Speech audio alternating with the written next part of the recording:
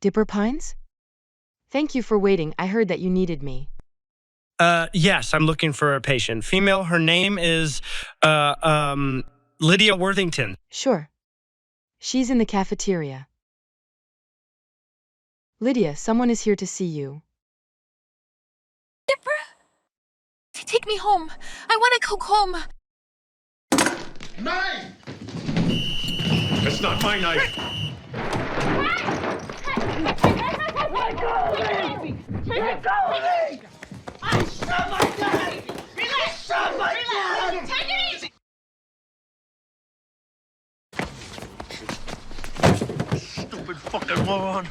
Do you even realize what could have happened to you, huh? After everything that is going on, some cop goes by the book and they charge you with attempted murder. You hear me? Attempted murder. Then what? So she shot you.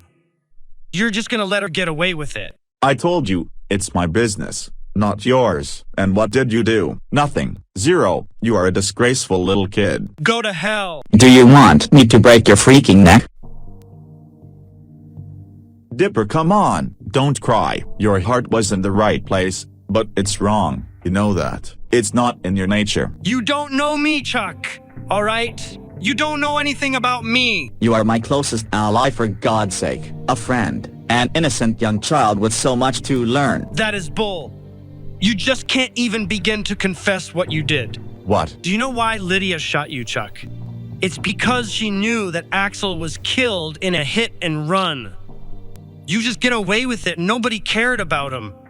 Just tell me the truth. Okay, fine. I admit it. I killed Axel. Why? Because I wanted to see Lydia suffering, that's all. I had no choice. But, let me ask you one thing. Do not tell anyone about this. If my family finds out that I killed Axel, they would disown me and I could be in prison for several years. We need to keep it a secret, okay?